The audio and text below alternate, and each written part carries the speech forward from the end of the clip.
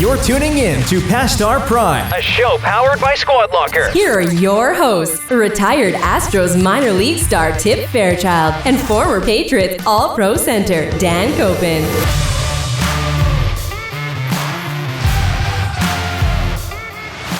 Hey everybody, it's Tip. Max is in here. Dan was in here earlier. I think he just went to go hit some golf balls. We got a public service announcement today. Public service announcement. So, episode 45, right, Max? 45, you got it. Episode 45. I've got my Matt Castle jersey on. This is the Chiefs one. I'm ordering every jersey of every team he played for. That's what we're going to have in here. Two things, public service announcement. This episode is one that we recorded on another podcast with Will and Jake on the Beer, Business, and Balls podcast. Dan and I go down some cool parts of, playing some sports, drinking some beers, and business. So it was a cool interview with those guys. Go follow them. It's at BBB podcast, I think, Max. Something like that. You'll put it in the notes. You'll put it in the episode notes. So we'll get a follow on those guys. I think we say it at the end of the episode anyway with them. So you'll find a way to follow them.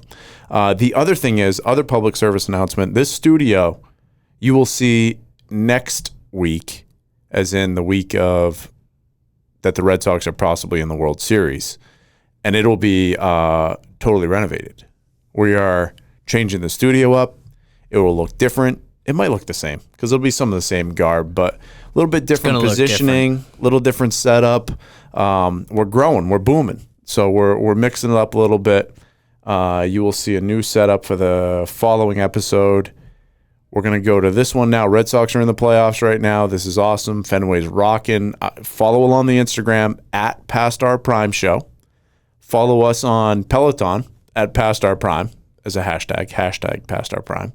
What else are we following, Max? I just want to follow up. The Beers, Business, and Balls podcast is at the _BBB _podcast. I was so far off. Close enough. You nailed it, though. That's why you're here. So those are the two public service announcements. The show is recorded from the BBB pod, and then this studio is going to be sweet next episode. Listen up. All right, everybody, with us this week, we have a couple pretty cool athletes to say the least. Tip Fairchild and Dan Copen, Past Our Prime podcast, presented by Squad Locker, our merchandise apparel company. And we're bringing the two professionals to the Beers, Business, and Balls podcast today. Past Our Prime podcast, they take you into the locker room from the eyes of the has-beens and never was, which I think you're short selling both of you guys, but that's all right. Tip and Dan, how are you? Pretty accurate, actually. I think we're spot on. We said it to a couple of people at the shooting event that we just were at, the Matt Light Celebrity Shootout, and they were like, yeah, it makes a lot of sense. Yeah. We're like, yeah, it's dead ass accurate.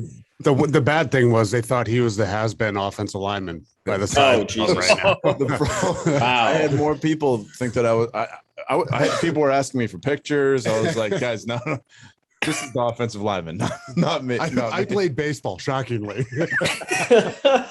Very below average. Yeah. That's funny though, because that's one thing that is crazy about, former offensive linemen. Once they come out of the league, you don't even recognize them.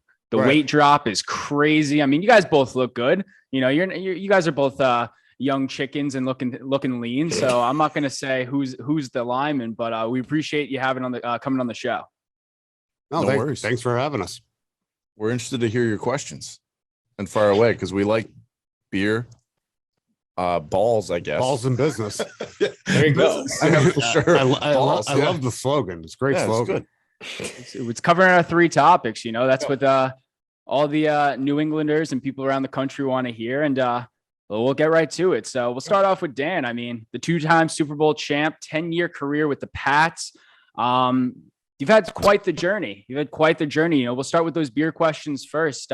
Obviously, in 2018, a couple of years after your career, you started with Line Cider Brewing Company. It's not named after your position, which many people might have thought, but of course, the striped bass. So I assume you got some fishing interest with you. But what was that aha moment or that idea that you wanted to get into the beer industry? After you get done playing, professional sport, especially for that long, there's kind of a void. When you're playing, you wake up every day. There's an end game and there's a goal. No matter if it's the next week or if it's the off season. All right, we're training for next season. So there's always a goal in mind. And when they ask you not to play or you retire, that goes away pretty quickly. And that's a struggle to find out, hey, what's the next step? When I retire at 33, 34 years old, there's a lot of time left and there's a lot of time to fill up. So you got to figure out what you want to do next. And I tried a couple different things. Can't just play golf every day. God, I would love to play golf. Hey, you can, but it would give you a bunch of shit. Exactly. Yeah, you can. I mean, it's just you got to try and figure out when to play. And even when I was playing, we had young kids. Later in your career, you get older, you get more mature, you get responsibilities. Mm-hmm. I mean, what the hell is that? When you're young and you're single, you're going out, you're having fun, you're playing golf on your off days, whatever. Your life changes as you go. So my kids were little, 5, 3, and 1. I wasn't playing a lot of golf because I can't, give the excuse, hey, I'll see you in 6 hours. It's not fair. So didn't play a lot of golf and trying to figure it out. Is it real estate? Is it, a couple of other things? And then my brother-in-law started, brewing beer. And he wasn't, but my sister-in-law was in Okinawa with the Air Force. He learned how to brew beer over there and came home and made some beer, and it was good. So I learned home brewing from him. And then just met up with another guy, and he had the same interest, same passion. He was looking to move on from his job, and sort of that's where Linesider came. And a lot of people think it's a football thing, but no. We live in Rhode Island. We're very proud of the state. It's a very small state. It's like six ways of separation from Kevin Bacon. Everybody knows somebody that somebody knows. It's impossible to go around the state and not know somebody. So. It's the state fish of Rhode Island, big fishing state, and that's where it came from. So what's the cooler fact about you, Dan? Is it the fact that you and Saquon both have your jerseys retired at your high school, or is it the fact that your father-in-law is also a 2-time Super Bowl champion? Oh, Saquon just got his jersey retired a couple weeks ago. I went back for that. And that was the first time I had met him in person. I talked to him. Wow. On the phone. I mean, I'm an old guy. He's much younger. I think he graduated in 2017 or 2018 or whatever it was. So I'm a little bit older. Have been away. I gotta stick with the family. To have Mark Van Egan as my father-in-law. He played 8 years with the Raiders, 2 with the Pats, 2 Super Bowls with the Raiders. There, I'm gonna go with that. That's more cooler. If Saquon can get to the level of another alumni of Whitehall High School, Matt Millen, who has 4 Super Bowl rings, then maybe we can. Maybe 4? We got 6 in the high school. Wow. Yeah. Wow. Oh my God. I mean, so if he can add to those ring collections that we have growing there in Whitehall, Pennsylvania, maybe we'll have a conversation then.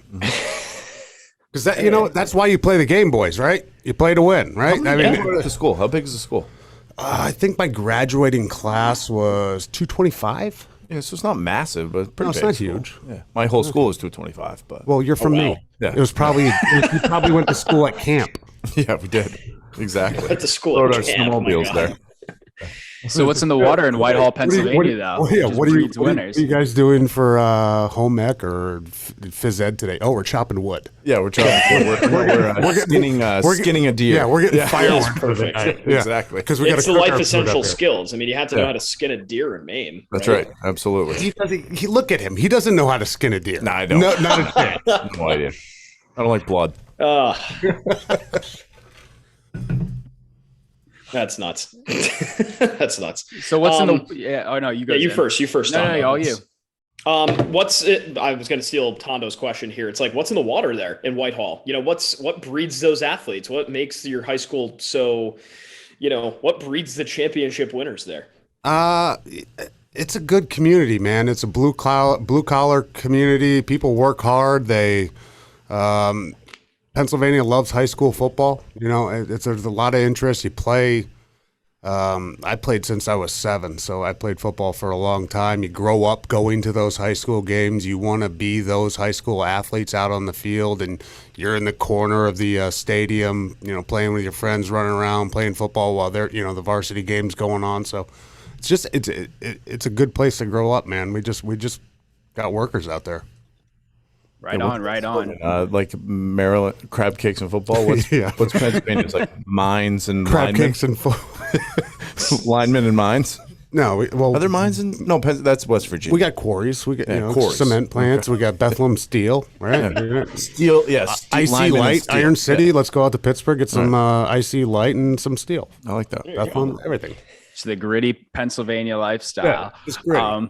One of the coolest things I thought besides your Super Bowl rings, obviously, but in your trophy cabinet, you have that Madden Most Valuable Protectors Award, which is pretty much just like a block of iron with a couple hog mollies on top of it. But so it obviously represents your career as an offensive lineman and having that solidified front line, on the Pats. But who was one of the hardest people that you've ever had to defend while being that offensive lineman?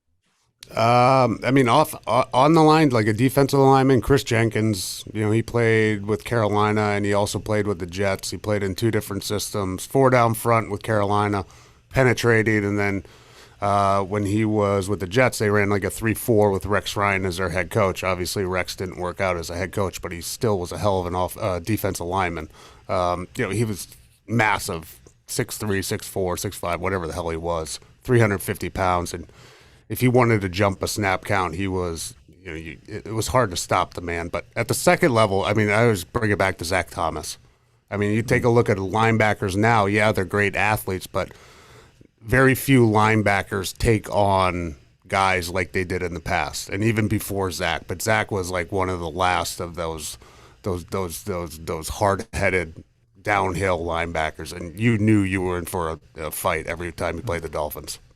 And before we turn it over and learn more about Tip here, just a final kind of question for you in your career. Tip doesn't need to say anything. Go on. He doesn't need to be indulged, right? Right. I'm going to answer a couple emails. We'll just There you go. Yeah, there you go. Send a couple proposals out, get some work done. Perfect. But Dan, it seems as though the thing in football right now is Tom Brady just seems like he's getting better, right? He's 40, he's in his mid 40s and he's finally got a group of, this is probably, one of the best offensive teams he's had in a while. Well, in a while. All right, you said in a while. 07. In a while, right? He has a great pretty team. damn good. Well, here's the thing. When you were there, he had a lot of weapons too, right? So, But this is, relatively speaking, over the last couple of years as a Patriot, objectively, that Buccaneers roster he's working with now has a lot more weapons than these past couple of years did in New England. Sure. So what, from your perspective, you played with this guy for many years. So what about him just makes him so great? And if you have any memories that stand out, would love to hear them too. The first thing that comes to mind is he's a competitor. It doesn't matter what he's doing, golf, backgammon, football, businesses now outside of football. He's a competitor and he wants to win at everything, and he gets fucking pissed if he doesn't win. One example is we're playing backgammon. He's just learning. The offensive lineman in the locker room, meeting rooms, or whatever, when we had downtime, training camp during the season, plane rides, we would play either card games or backgammon was one of the staples too. Tommy's just learning how to play backgammon. He's walking back and forth from meetings to his locker. Hey, what are you guys doing? So he's just learning. You lose a lot when you start learning. You're just figuring it out. But he just steps into things right away, and he thinks he's going to be really good at it. He maybe lost a few times in a row, gets upset, and then he comes back. He's like, okay, I think I figured it out. He loses again. He just absolutely takes the backgammon board, just chucks it right across the locker room. So that's his competitive nature. It doesn't matter what it is. You can go on about his avocado ice cream, how he's. What about the beer chugging? Can he chug a beer faster than anybody? He can absolutely chug. That is true. I think he did. I think he did do it on a talk show, but we got stuck in. Pretty sure it was iced tea, but no, fake beer, non-alcoholic maybe. Could have been. Yeah, it didn't matter. Yeah, because he was very health conscious maybe at that point. But we were coming back from Buffalo. I don't think we could fly in, so we ended up busing home, and we stopped. Along the way, we went to a barbecue place, and after the game, we won. We started eating barbecue and drinking beer. You know, we had some time to kill. And sure enough, somebody challenged him to the beer chugging contest. He took everybody down. Everybody down. It was pretty impressive how fast he can drink that thing. Man doesn't lose. The man does not lose. No, he doesn't lose. So I mean, he'll go after anything, and if he loses, it doesn't matter. It's gonna get ugly. Yeah. Like I mean, it doesn't matter. Like pranks, anything, he will not lose. And the one rule in the locker room is you don't mess with a guy who has FU money, right? Mm-hmm. If I'm a lineman, I'm making this salary, or you're a rookie, you're making this salary. You don't go after the guy that does not care what he spends to get back at you. Mm-hmm. And that's happened in the past too. Yeah, so, that's true. You know, it's just he's a great guy. You know, he's a leader, he's a competitor, takes care of his body, does everything right, and he's as smart as they come. He's seen every defense, every front, ran every play. Why wouldn't guys want to come there and play with him? Or just be him. Yeah, I know. Yeah, I get it. or be with him, which is what Tip wants to do. Just one hug. Not even with him. I don't want to be him. I want to be with you. Yeah, I want to be with you. Yeah, exactly. You guys want to know a crazy stat about Dan? Yeah, what's that? I'm going to mess this up, but remember when we looked at all-time winning percentages? Yeah, for offensive players, I think. No. It was for all. Oh. I think it was all-time winning percentages for anybody who's played over 10 years in the league. Oh, no, it was like a certain amount of games. Certain amount of games. Yeah. Over 180 games or something like that. Does that sound right? 160 games? No, it's like over 100 maybe. Maybe it's over 100. For all-time winning percentages for people over 100 games, Dan's number one. Oh, my God. For winning. Yeah. Take advantage of your opportunity and get back on your investment, people. Yeah, you lost 7 games, I think. Something crazy. I think I was around 81%.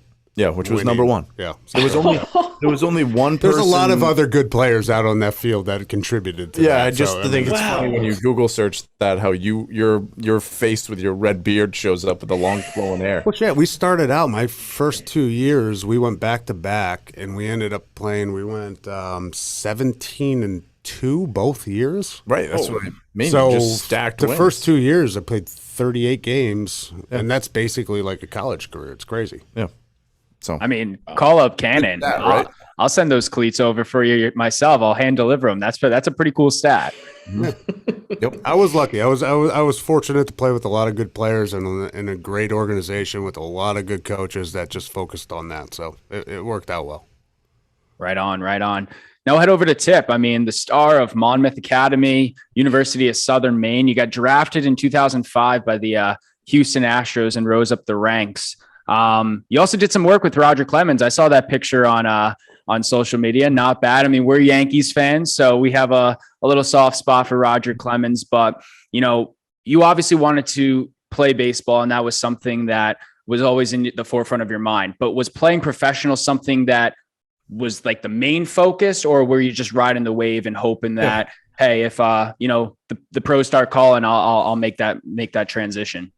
I think that everybody writes it on their third grade thing. Like, what do you want to do when you grow up? And you say, I want to play football and I want to play baseball, right? Yeah, I wrote it too. You're right. So you write it down. You just don't know what it takes to get there. And then if you would ask me in high school or college, when I first went to college, I would never thought it was even something that happens, right? And I was still pretty naive to it even my junior year when all of a sudden, every day or every week, I was getting more and more packages from MLB teams and scouts visiting and conversations and then agents calling and, all this different stuff that it hit me and I was like, okay, I guess this is kind of real.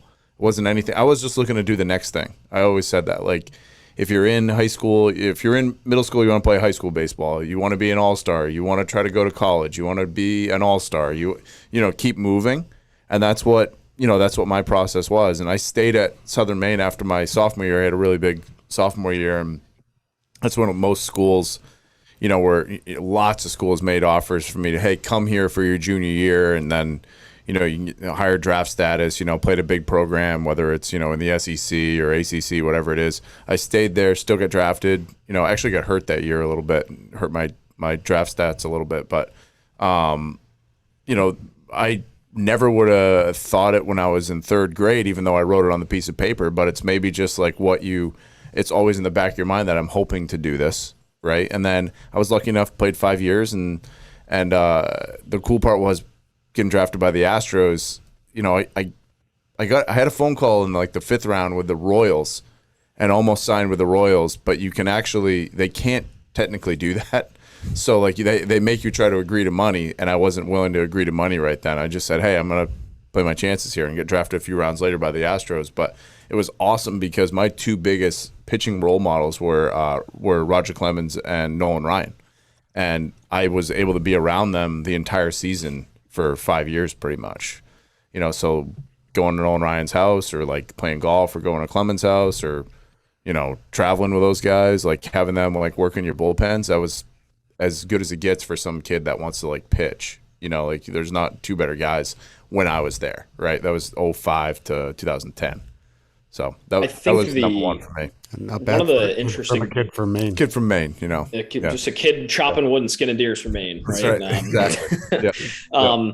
You know, one of the just most bizarre parts of Roger Clemens' career was when he decided he was going to come back. He pitched a couple of games for the Sugarland Skeeters, and that really hits home because, you know, grew up in, I grew up in Connecticut, right down for the road from the Bridgeport Bluefish, and Will grew up in Long Island. He had the, was it the Ducks in the Independent League? Ducks, right? Yeah, the Long Island yeah. Ducks. And then all of a sudden you see Clemens throwing in the same league against these dudes. Yeah. Like, holy shit, that's pretty cool. But it's like a 48-year-old or something. I had a stint in that league against the Ducks and against the Bridgeport. What team were you playing for? The Pats, right? The Somerset Pats. Oh, it was the Somerset. So now they're the double A the Yankees now. Yeah, their stadium was underwater. But I remember going to Bridgeport and, you know, walking in, wearing my bulletproof vest, hoping not to die, leaving the stadium. You know, it was a rough area down there. The Ducks were a little different. Long Island was a decent time, but could have went over to the Danbury Thrashers and stuff too. Trashers. You want to stay out of Danbury? Yeah, man. stay out of there. Yeah, stay out of there. It was, you know, with Clemens too. He came back, remember, and pitched for the Lexington Legends when I was there, and his son was playing on the team also. We were in the same draft class. Macker, who I went to college with, caught him in that first game. Wow. Yeah. And I threw the night before, actually. So when you're in baseball and you understand like starting pitchers, a lot of times the starting pitchers are showing rosters or showing like trends, and then actually you're in the stands for a couple days during the rotation because you're charting, and like that's where you're actually doing like kind of like your brain work. Like, hey, I'm about to face this team in 2 days. I'm gonna watch these hitters, and instead of being in the dugout like eating seeds and chewing bubble gum and like, you know, searching for chicks in the stands, I'm gonna actually be in the stands, like making sure I'm paying attention to hitters. So that game though, I was supposed to be in the stands, and it was awesome because I started to work with Clemens a lot, and he's like, no. I want him in the dugout because I want to sit with him when I come off the field and like just talk about like what I just did with that process. And I was like, this is freaking awesome. You know, like, so I was in there, I was in the dugout with him for that. And then, you know, I was with him in big league camp too for a couple of years. So, you know, around him plenty. And he's still is. People talk about him as like you know, not great with fans or like kind of an asshole to certain people. And he never was that way with me. And I started to recognize it where those polarizing figures early on, like, would just get bombarded with autographs and this and that and everything. And just as long as it was in the right situation, he would never say no to a kid ever. You know, like that was never a thought too. You know, the way the media portrayed it was like, oh, you know, the bad guy. Like, you know, he didn't come. When Clemens comes to mind, it's like, oh, he didn't even come to the games that he wasn't starting at. Blah blah blah. So yeah, but if there's a 45-year-old guy coming up to him at dinner, being like, hey, can you sign my ball? He's gonna be like, can I finish my like tiramisu first? Give me a minute. Which ball would you like me to sign? Yeah, exactly. So, but if it was a 12-year-old kid that came up to him, or a 7-year-old kid, or a 15-year-old kid, whatever it is, no shot. Like, he would do that a million times out of a million. And I think it's just the bad rap comes with like one instance of something where somebody sees him turn down a 45-year-old like looking for an autograph. You know, so that was never the case when I was around him at all. So we were talking about Somerset too, right? And your time there. Sparky Lyle was obviously another guy that was around a bunch. You probably learned a bunch from him. You know, I'm curious to hear your thoughts on what that was like coming up the system with him, because I mean, there's a whole section on Wikipedia for clubhouse antics that he had. Yep. So that means that it's bad. So yeah, he was a character for sure. I think I learned a few new words, how to say it. on like an umpire, different things for sure.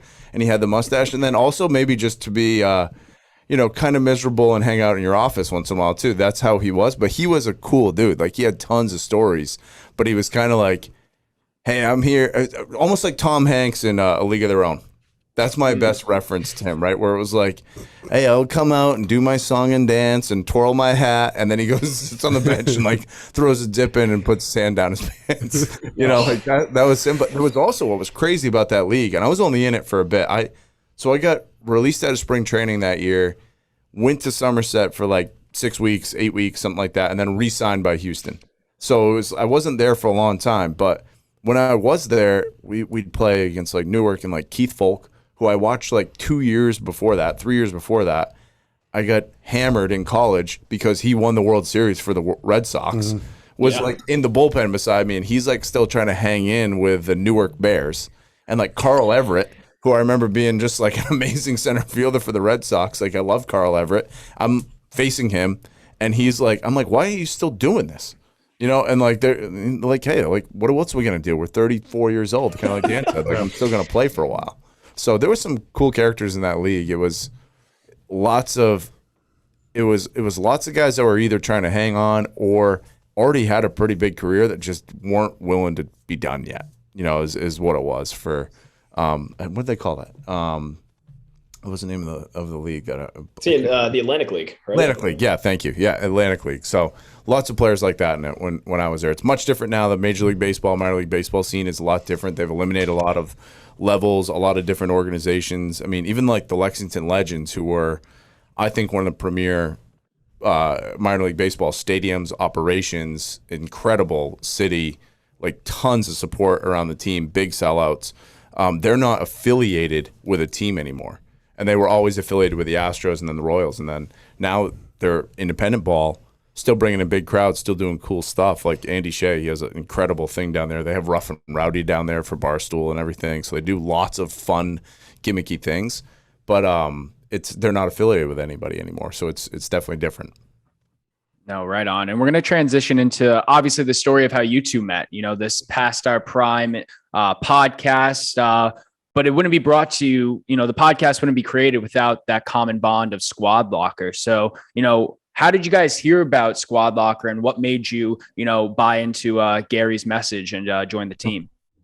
Well, I've been with Gary for 11 years. So through Turfer, through Clean Brands, and all the infancy of Squad Locker, I just was kind of looking at it from afar.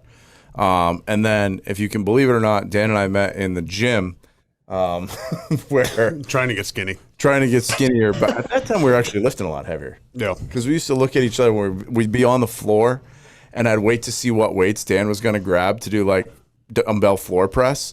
And if he was going for the 90s, I'd be like, I guess I'm going to do the 95s, And so we were going 3 times a week to a gym for a while, and then played some golf together. Just there's the kind of like the bond that you guys talk about. There's like this fraternity of football players that you're in the football fraternity. There's a fraternity of like baseball players. You're in the fraternity, hockey, whatever it is. But there's also like this next level fraternity of athletes as well, where you've played in some type of a league. You understand like a little bit of what that grind is. And those relationships usually are just pretty simple because we all have the same story. We like had to grind it out for a while. Some guys make a good contract. Some guys don't. You are traveling away from your family. You're staying in hotels. You're riding planes, trains, buses, the whole thing. Dan's done a little bit more plane travel than me, but You got buses. yeah, I got buses. You got buses. I got under control. I got buses covered. It's also too you're coming from that environment, like you said, with the leagues or teams or sports. You're kind of thick-skinned, and you don't really have to hold back. Like he can make fun of me, I can make fun of him, and it's not taking anything personal. And that after you get out of a locker room, when you're in it for a long time, sometimes you say some stupid shit and you get in trouble at home. You miss that because the people that you have that every day, and that's just like you're basically kids playing a kid's game, but you're adults and you get paid for it.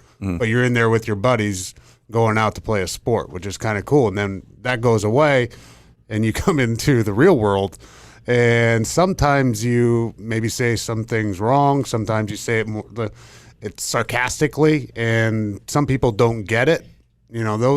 Those guys that have been around those locker rooms sort of get it. So it's easier to navigate yourself and become comfortable with those people. I mean, I met, this past week we were at that Matt Light shootout, and I talked to Castle before and actually played with his brother. His brother played for the Astros with me. So, but I never had met these guys, and within 2 minutes on the car ride, it's like ball busting, and it just is natural where when you first meet some people and you're outside of that sports world, it's like, hey, how long before I can ball first, bust? can I get a 6-pack first, and then we'll try. Exactly. Then we'll try and start to get to know each other. Yeah, we're more I like, don't even know. We haven't even ordered our coffee yet, and we're already in like full stride, like with making fun of. I walked in. We met them. We picked them up at IHOP. Cass was in the bathroom. I walked in.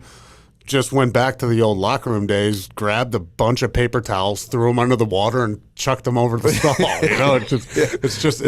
That's what we do. Yeah, Jake Long shook my hand, and he grabbed like my elbow, because his hands are gigantic, and he also just finished like 19 pancakes. And I was like, hey, is this an appetizer? I think was the first thing I said to him, and like you're just on from there. Where there's a hesitancy with that in the office place, or just I think the most common one is when you get around like your significant other, your wife's friends, husbands. Oh yeah, it's like it is touch and feel for like a while, where you're like, what should I say?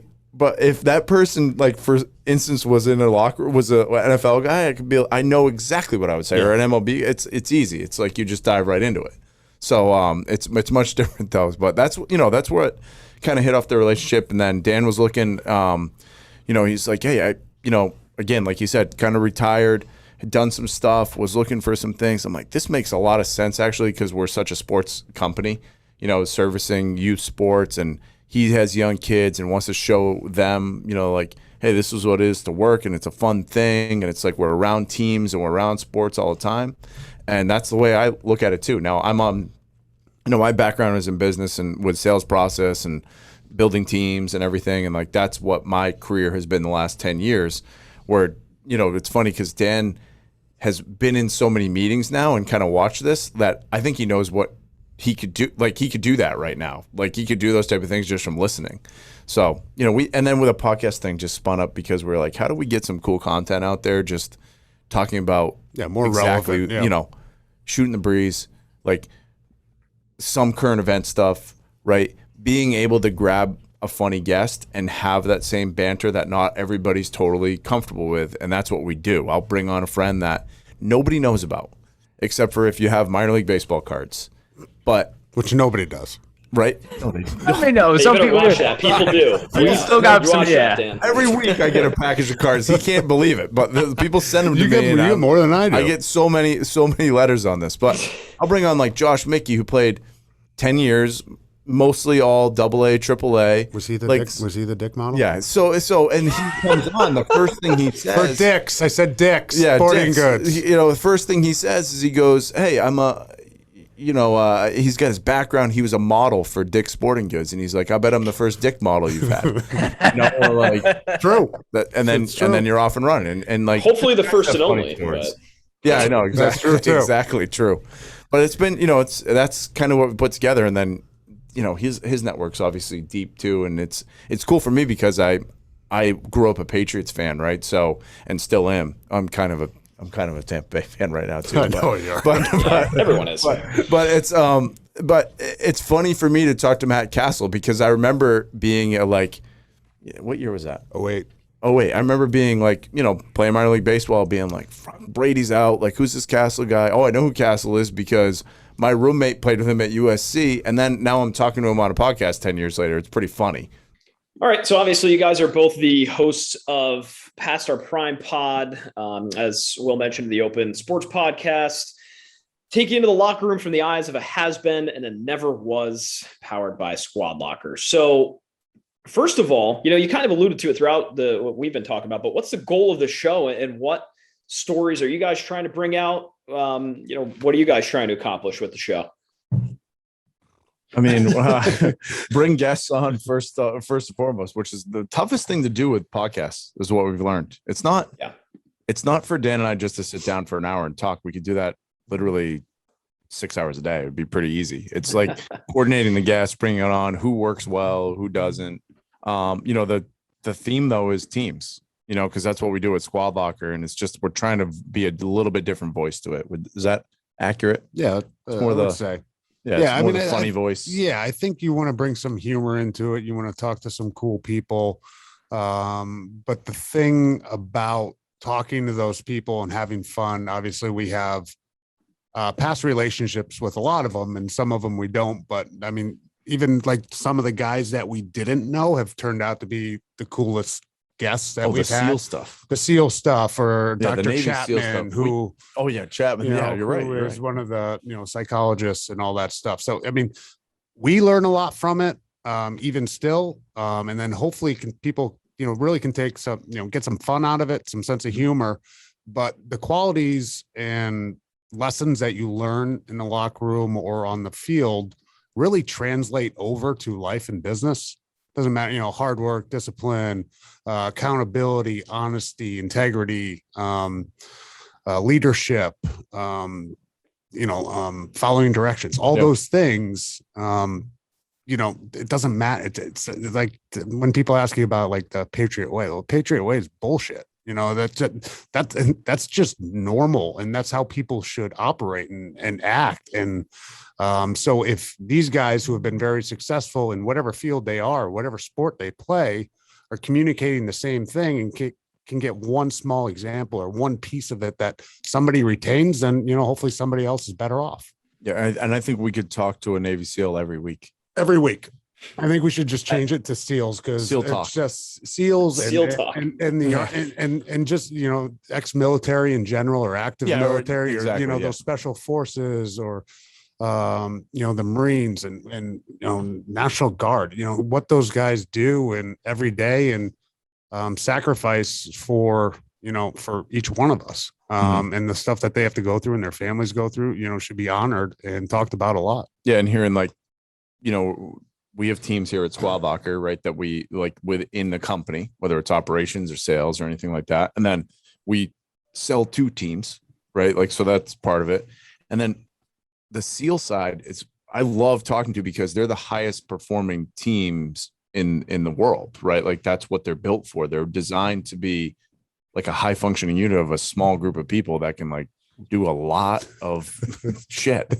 You know what I mean? Like, they can go and take out a whole country, or they can go in and save one person, right? Like, they can do all this different stuff. They can fly there, or they can swim there. Yeah, it doesn't matter. Like, whatever you give them for an assignment, they huddle and they go, "This is what we're doing. Okay, go, ready, break."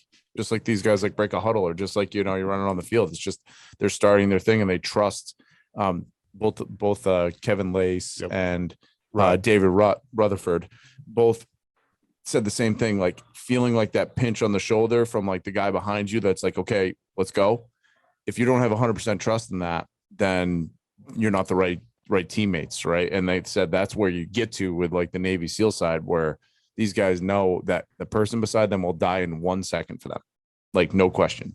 And like as they're operating, that's how they move through their entire existence when they're in these teams. And then I always wonder what they go do after. Well, none of them ever say it, really. They speak. Kevin Lace was an ex-SEAL that we talked to this week, and he actually, talked about, because you brought that up, but it was one of those things, like, it's not just teams. It's when they leave the teams, they're still that close bond, and their family members, when they're active, sort of don't get it. But he said they get it when they're done, because then they see how involved they are, or how much they're around, or how much more they communicate. Because, they might be off in Afghanistan for 6 months. The people at home can't see them hanging out every day. What do they talk about? What do they do? But when they get home from it, or when they're done with it, then they can actually see how close that unit really is. Yep. I'd read any one of their books too. Like The Last Punisher. The Last Punisher. Yeah. Or hear them speak, right? These guys all will do speaking engagements. And I remember I listened to the Blue Angels pilot speak a few years ago too. That was at Rocky Hill, actually. That type of stuff amazes me. Like that's That's what I'm really interested in. I would listen to that. Well, maybe not over Brady. No, even the speech that Admiral made, just like first thing you do is make your bed. Greatest right? You speech accomplish ever, one if you guys thing. ever- that was McRaven. Yeah, Will McRaven. I mean, it's just Yep. what those guys like. Life is about working with other people, and Yep. those guys are the number one example of how to do it. So just everybody look to them and how they do it and how they work. Mhm. You know, everybody else is going to be much better off. That's right. We definitely need a little bit more of that in today's society and how the country and the world's going. But I agree. It's like when you hear those stories and those conversations, I mean, we had a few folks come over from, we went to Bryant University, and they always had individuals come and speak. And it's always just, you sit there and it's just like, you sit in awe. It's like, that's the epitome of an American hero. And it's like what they have to say and like how they go about their life and every day. It's like what people should, you know, strive and try to reach for. So definitely agree the importance to that. And, you know, with your podcast, obviously you've had a lot of great guests, but every podcaster always has that dream list. You know, who are the people you'd love to have on? I mean, like we cover 3 different topics and we have, you know, our individual list. Some of it's because of fandom and some of it is just want to hear the story. But, you know, for you guys, obviously the podcast is still young, but who are some of those dream guests that you're like, love to just sit down for an hour or two and shoot the shit? I see the smile over there. I have multiple. I have multiple. It's not just like, I mean, we just said this on an episode where it was like, maybe you don't want to meet your heroes. Remember, there's like that term that you have where it's like, no, leave that existing out there forever. I mean, you can ask this question in a few ways, right? You can also ask like, we're golfers, like, what's your dream foursome, right? Like golfing, or what's the table that you'd want to sit at dinner, right? Like, who do you want at your table? You know, for me, it's probably always pretty close to the same answer. It's like Tiger Woods. I mean, imagine like interviewing Tiger Woods. It's just like you peel back that brain. Like I'd have to write down a lot of. I'd have to do a ton of research on that to like get the right question. That's like a 7-hour interview. Yeah. Right. You know, Tiger with Woods. all his struggles, because you have literally the top of the world and then the bottom of the pit too, and everything in between. I mean, it's crazy. Yep, Tiger Woods, you know, Brady, obviously, and then you know there could be people on the business side too. Like, imagine talking to like Elon Musk or Jeff Bezos or Steve Jobs if he was still alive. Like things like that, I think would be crazy. And then for me, I'm a big music guy, so I'm a '90s grunge. You know, most of these guys are all gone now, but talking to whether it's like Billy Corgan from the Smashing Pumpkins would be a dream conversation for me. Like that's a top 3 in my list, and where that's to Danny might not even know what I'm talking about here. You might not Cobain. Oh yeah, Kurt Cobain. Yeah, okay, you're That'd a be big sick guy now. But you won't answer. You wouldn't say Brady though, because that's your conversation. You do that, right? Yeah, but it would be fun to have him on because you can sort of get the stories you want out of him, I guess. And maybe if you get him on, he loosens up. I mean, being in Tampa, it seems like he's loosened up a little bit more. Yeah. And speaks more freely. Do you guys want us to call and him Cobain? Oh yeah, call like Pardon My Take did in the first couple of years. I think Jordan would be cool. Jordan. I think Jordan. Jordan. I love guys like Tiger Woods and Jordan who are just so Magic freaking Johnson, maybe. So Jordan's kind of the man now, right? That's what they say. Like everyone loves working with him now. He's nice and chill. He's still mad competitive, but like everyone loves working with him. That would be cool for me. I grew up, rooting for the Bulls. Bird would be cool. One of those trash talkers. Yeah, Charles Barkley. Oh, he'd be awesome. Oh, geez. People like that. He like would that, be great. Those would be probably the dream list could get bigger and bigger as we keep talking right now. But I think that we probably are pretty aligned with who we would chum it up. So if you have any of their numbers, just let us know. Yeah, let us know. Yeah. I mean, we can get you connected with Bobby Valentine if you want. That was Bobby Valentine as a manager. All right, so Bobby V is kind of the man. He was actually a like surprisingly good interview. We were surprised by that. Mm-hmm. He was in our fraternity, so he's like spilling all this shit about how Mike Holmgren was his big brother and stuff, and they're just like, Mike kind of hazed the shit out of him. It sounds like they went to USC, and he just dropped him off in like some canyon or something, and he's like, "All right, find it." And Bobby V retelling this, he is an excellent storyteller. Right, like that's what he you is. want. Yep. Right. He's one of the best storytellers I think we've had on our show, honestly. And he was like, I guess he's running for mayor of Stamford, Connecticut now, and there's a chance he might win. So this is going to be a shit show. But and you're right. They're like, if somebody, you could be as amazing as you want, but if you can't tell your stories, you're actually not that interesting. Right, yeah. Your life is interesting, and other people narrating it is probably pretty cool. But like, if you can't deliver the message, it's not that interesting to listen to, right? So that's another part. Look at you going. Well, I got Jesus. Right that's philosophical. Yeah. I know. Slap that on a t-shirt, my guy. But it'd have to be a double X too right now. I won't be able to say it again, but I'll put it on a t-shirt. Yeah, exactly. That's funny. I know we've had some of those interviews where it's like and you mentioned it before, it's like you're surprised with the story they tell, and you wouldn't expect it when you get the guest. But we had the founder of Untapped, the beer app Untapped, Greg Avola, and that was like one of our moments where it's like, this is something we use every time we drink a beer, look for a beer, looking at breweries and stuff, and him just like telling his backstory. I was like, oh shit, like this is pretty cool, and it's like something you use every day. But it's a good segue into like the beer. What's your favorite brewery? I mean, not like, that might have been the question we were about to ask you guys. Yeah. We'll go first. You asked us, we'll go first. Tano, go ahead. I mean, in the Rhode Island area, we're very partial to Long Live Beer Works in Providence. I think that's really objectively the best beer in the state. Like they make, Armando does a fantastic job with. And we haven't even met him because he fits that beer profile like of the head brewer where he just wants to make his beer and then like everyone else get the fuck out of the way. He's like, I want to make my IPAs. I want everyone to stay out of my way, and I'll sell them. Right. Yep.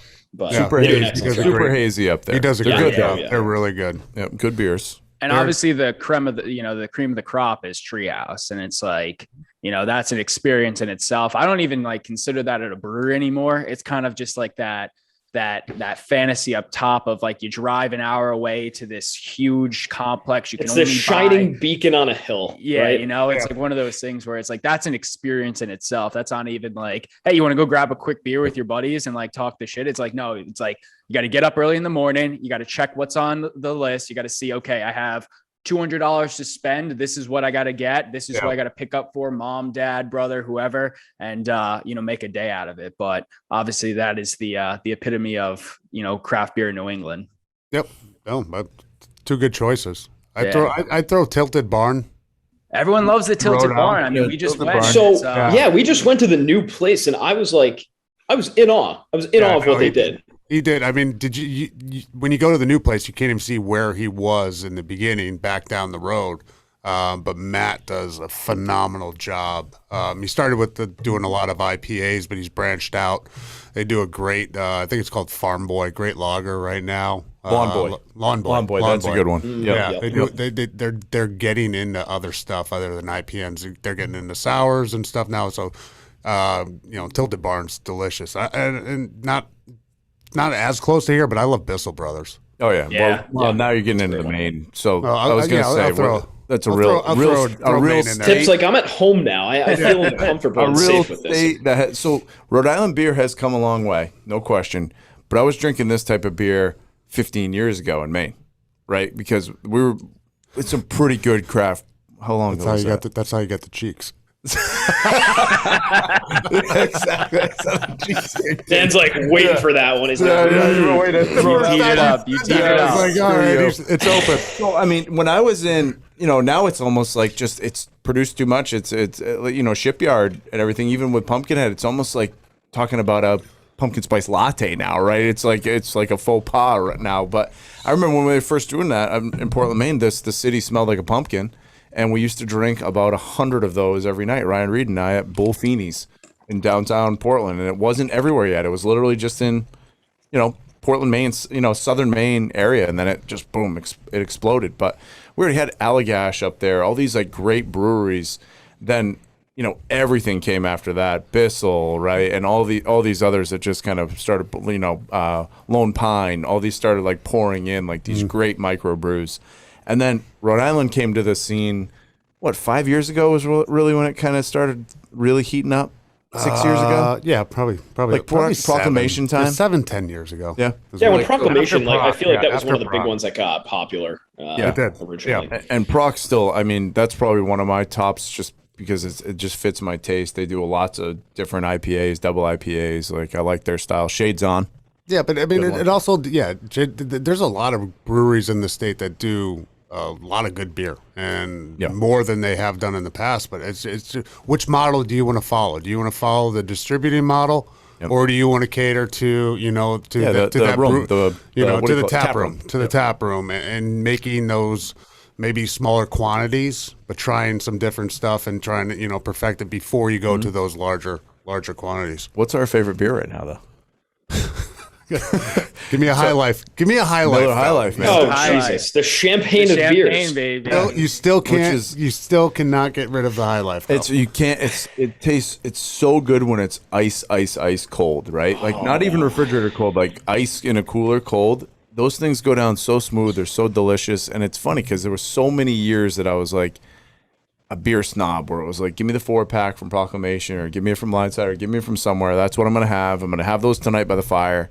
And now I'm buying an 18-pack that's $9.99 at Miller High Life, and I'm like, how the mighty have fallen. Talk about past their prime, man. Yeah. I'm like, this beer is unbelievable. It's like so good. And then also though, now you'll notice people aren't doing as many IPAs and doubles. Like people are changing some seltzers, but the everything Kolsch, changes. What is it? Kolsch. Is that what you call it? It's kind of like a lager. Yeah, Proclamation it's has a good one right now. They do. Yeah, very good one. So There's a TikTok guy. He makes like just reviews on craft beer and homebrew and stuff, but he recently did Rolling Rock and he gave it like a 9 out of 10. He's like, this is like a solid light lager beer. And I'm like, hey, the mighty have fallen, but nothing beats a nice cold Rolling Rock in the green. Yeah, they made him do Rolling Rock, and he's like, I don't know if my followers just hate me or they're genuinely curious. And then he proceeded. Or he just wanted to do something for effect. Yeah. Put it out there and get some attention. But oddly enough, like that's how we found him, right? He reviewed a Rolling Rock, came up on the For You page. We're like, oh fuck, all right, we got to follow. There's so many years ago, it was hops, and more hops. Exactly. How bitter How hazy. and big can we get these beers? So it's only natural that people are going to pull back a little bit. But like, well, I mean, I'd like to have 3, 4, 5. I drink one of these or two. I'm done. It's a roast beef sandwich. Yeah, like I'm done. Everyone else is a roast beef sandwich, like in your mouth, and so having a few high lifes is a good. A nice like downshift from that, but we missed a good one too, Whalers, because if you looked at my consumption over the last like couple of years, playing golf, being on the golf course, out in the sun, Whalers Rise is probably my number one beer that I've had like lots of, over the last few years. I'll tell you what, there's a new one too. Sons of Liberty, the distillery down in Wakefield. You gonna say Chair 2?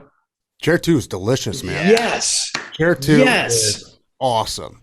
For a light beer, that's got a lot of taste to it. They just won that award. They won the best light lager in America. Yeah, that thing is outstanding. And we were at the Rhode Island Seafood Festival. Throw it out there. That's my wife's cousin. Oh, there we go. Yeah, well, shit. Yeah, little first cousin. There you go. Right there. You got a coupon code? We were at the. There you go. Yeah. I think it's direct to order. I think it's mail order lager. Yeah, he does a good job. I mean, their whiskey's really good, and then they had the Loyal Lemonades. Yeah. The Loyal 9 series that he was able to do well with. But this chair 2 thing is like kind of like the Rise in that like marketing package, that branding. And he wants to go, to the next level with it, with the distribution all over. We've got Rise and Oktoberfest on. We have 2 kegs here in the office at Squad Locker, so we've got Rise and Oktoberfest on right now. It's tough to get some of these really good beers in kegs, so that we can put them here because we're not a bar. We're an office, so like we actually have to get it from a liquor store or something. So. We're waiting for a couple to maybe fall off the back of a couple trucks of some people that Dan knows. So we'll see what happens. We get a good one from somewhere. It's Rhode Island. Sometimes that shit happens. Yeah, it just happens. The wind blows and a keg ends up at your place. And you're like, oh fuck, all right, whatever. Yep. We did talk about this. We need to brew a batch at your house. We need to do a homebrew batch. Yeah, I haven't done one in a while. And do a past our prime one. Hey, well, we'll collab with you guys. We'd love to because we do some homebrewing as well. Yeah, we'd love to. hop on that collaboration. We just did our what are we on 12th beer now? 13th? 12th. Yeah. So a little bit of we did a collaboration with Barstool a couple weeks ago. Oh, cool. The Wonton Don. He tweeted randomly a couple months ago. He was like, yeah, is there a market for breakfast beer? Looking to have something. And we just responded like, yeah, we can, fuck around with that. And then all of a sudden we get a follow and a DM. He's like, really? And we're like, yeah. And we're like, he's like, yeah, I'm thinking about like, we look at each other. We're like, we don't know what the fuck we're doing. And we're like, you got to call this thing like 2 beers and a Fanta or something like that. Isn't that one of his slogans? Oh. Like where he does like 2 beers and a Fanta. He has like 2 beers and then like 1 Fanta. And 1 Fanta. Yeah. Oh God. We ended up calling it Don's Early Light because that's what he wanted to call it. So we just like shipped him a bunch. He put it in the Barstool office. Everyone's like, oh shit, this is kind of good. So we're waiting on his review to drop. It's been like 4 weeks. We had him on the show. He's in Europe now. So he's like, he's once in I come back from Europe, he's just traveling the world.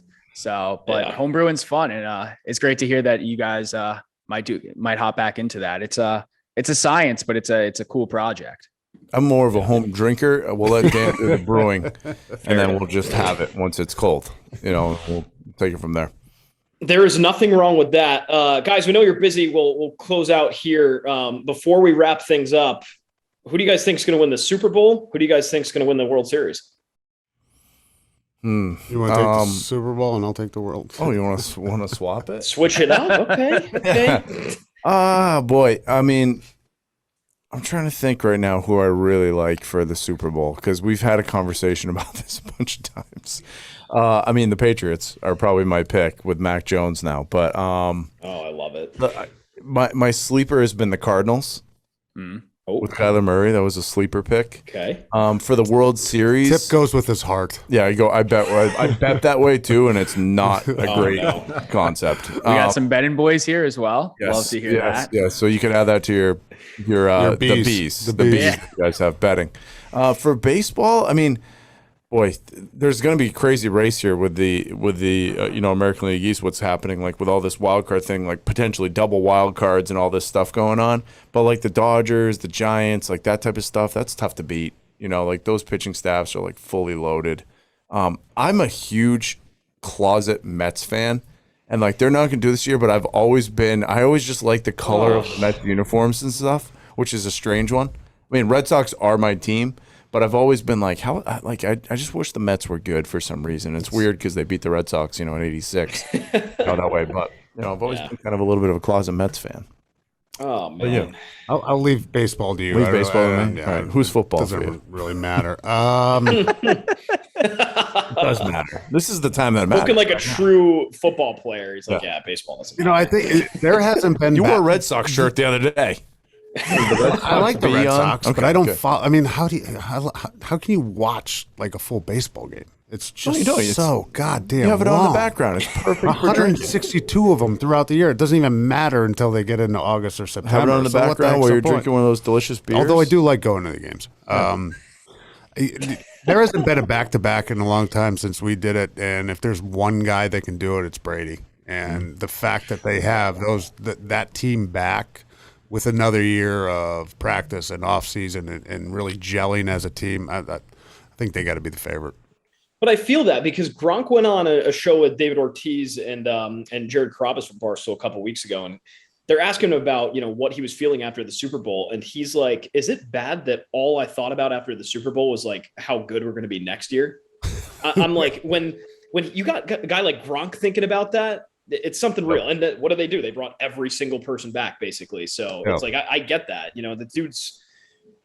The dudes on that squad are like. They're just so motivated right now, and I don't know if anyone can stop them. I really don't. What do you haven't lost in 10 weeks? What do you think happens in Week 4 in Gillette? That's I don't know. I think Brady wins that. I think the Bucs win that. So. Yeah. What do you think? I think Brady comes in on fire. You said he's like going to scorch. Brady's going to throw like 7 touchdowns. That's what Dan was saying. He might try to hang a 50. Yeah. He always does, but he's like he might really go for 50 for the first time. Because it also might line up on the everything burns on the record, right? What is it? Passing yards or passing touchdowns. It might line up in the next 2 weeks if he's on pace. Yeah, there's like 8 more records that line up throughout the season or whatever. It's just like, I mean, it's like which by the one? time he's done when he's 55, he'll have them all. It's just a matter of time. He just needed the whole breeze, like in him passing each other, which was strange because I never really, back and I forth. never thought about breeze that way, but he was slinging it for a long time. That's all just going to go bloop, all the Brady here, and then I don't ever see anybody catching it. But. Well, just remember this: there's only one goddamn stat that matters. Yeah, that's true. And that's that 7 in front of the Super Bowls. I mean, that's what you play for. So, you can have all these fancy touchdown records, passing yards, whatever you want, win percentage. It doesn't really matter. You got to win the last game of the year, and he's won the most. Mm-hmm. Right on. Well, gentlemen, we appreciate it. Thanks so much for coming on. By the way, we love Squad Locker. I mean, we're going to obviously plug that along, and we have Gary coming on next week, but the merchandise that you guys create is incredible. The service on the website, the customer experience, the customer service, 10 out of 10. That's why you guys are the number 1 rated Rhode Island startup, and it's well-deserved. I mean, we love the merchandise. Our fans love the merchandise. So just wanted to give you guys a shout out on that. It's some great stuff. And a special shout out to Erica Mason as well, former coworker of mine who made this happen. We really enjoy what Squad Locker is doing for the Rhode Island community and everybody. So we thank you for that. Yeah, the marketing team's humming. They're doing their thing. So we'll expect all those reviews on all the social networks from you guys right there. So after you get done with this, just get your typing fingers ready. Always 100%. As we close out, Dan and Tip Past Our Prime podcast, where can our listeners, follow your content, engage with the podcast, and find you guys on social media?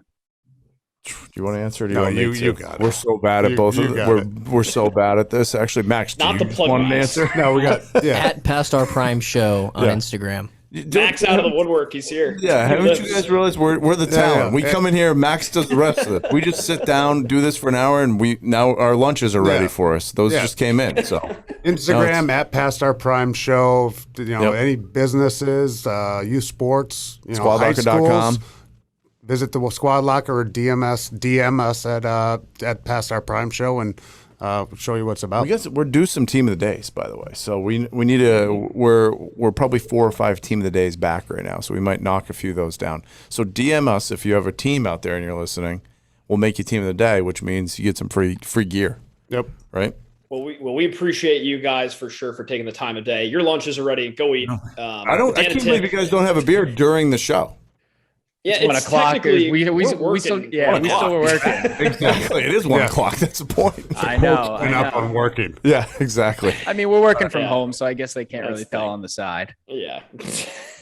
But all right, guys, thanks so much. We'll keep up with you guys, and you guys are more than welcome on all of our content all the time, and we'll be keeping up with the good things you guys are doing. So, Dan and Tip, thanks for coming on. Take care. Later, boys. Thanks, guys. We'll see you.